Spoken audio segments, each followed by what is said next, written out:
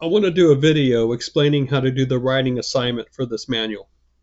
The writing assignment is to write a short essay that allows you to show your ability to classify a topic.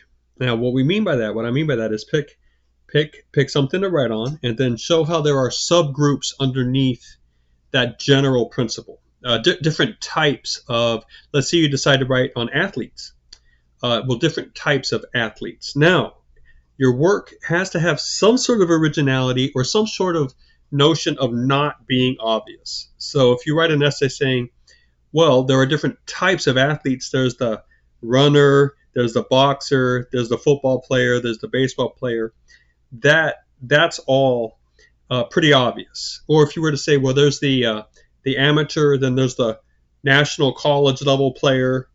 The college level itself has different levels, and then there's the pro level.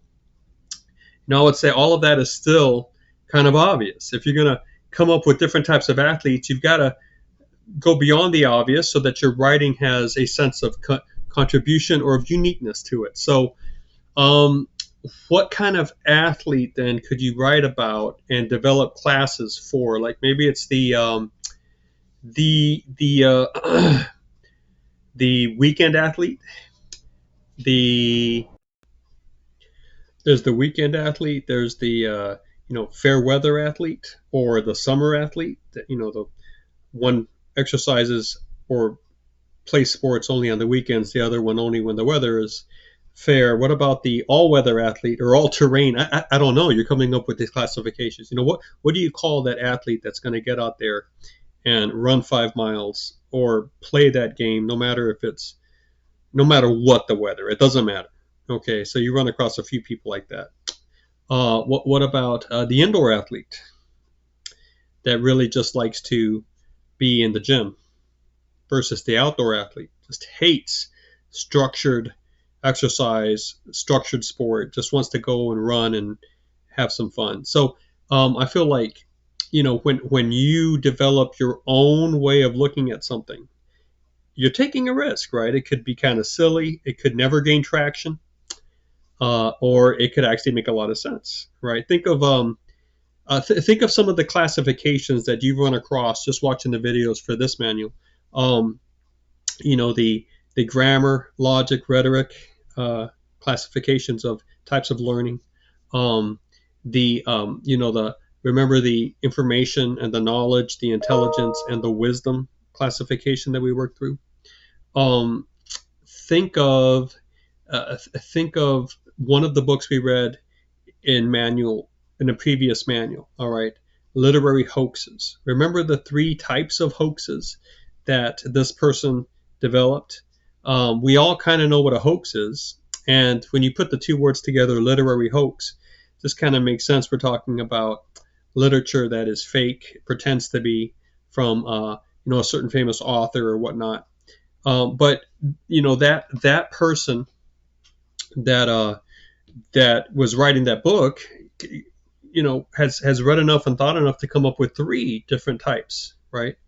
And that is the genuine hoax, which is the idea we all have of a hoax. Someone is writing a letter and then claims it's from George Washington or something, because they really are honestly trying to fool people for money, usually, or for fame, right? But then there's the entrapment hoax, and you can't just come up with these willy-nilly or out of the air, right?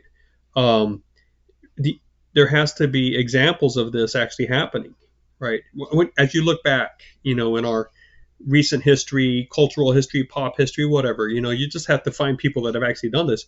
And entrapment hoax is you want to prove to an establishment that they're not as smart or foolproof as they think they are. So you are actually, doing something fake to be revealed later to embarrass somebody. So sort of a strange version of an entrapment hoax would be a company that's hiring crooks to try to break in so that the company can see just how strong their defenses are, right? Because if that hoax is never accepted, then the company is never entrapped. You kind of get what I'm saying?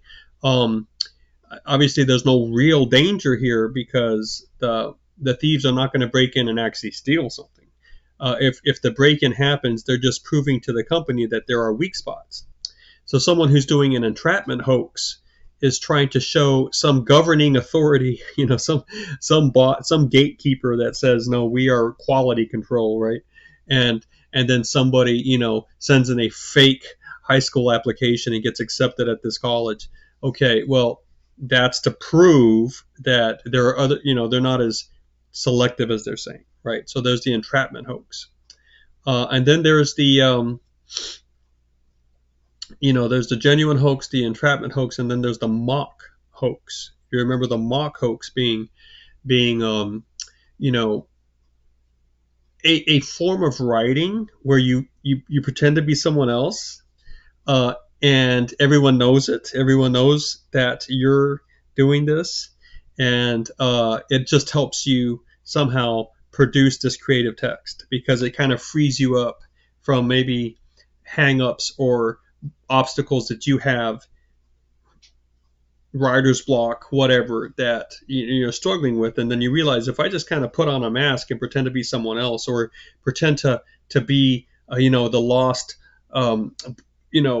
novel of this author, and I write this way, all of a sudden the writing block lifts. It's fine if the whole publishing world knows what you're doing. You're not trying to deceive anybody. You're just playing a game. You're wearing a mask or whatever. It's a little different from a pseudonym, which is a fake name, a pen name. But anyway, I'm writing some things down here.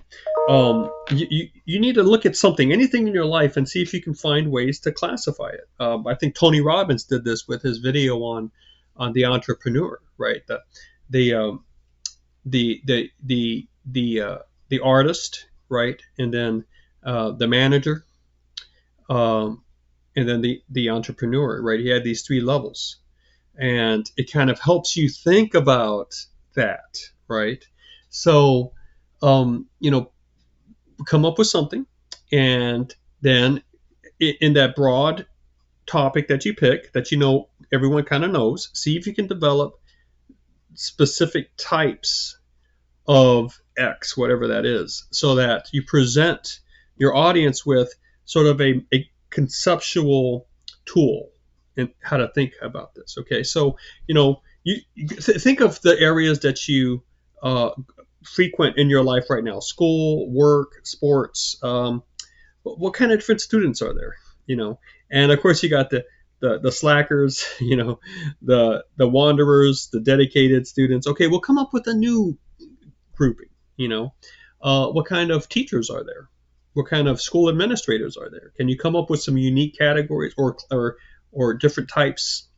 What about your job? What kind of workers? What kind of bosses? Anyway, once you start thinking through it, you realize that you can employ this in a fun sort of way, but sometimes in a very profitable way, because it'll help you have tools of being able to analyze something. But you'll have to create the classifications. Okay.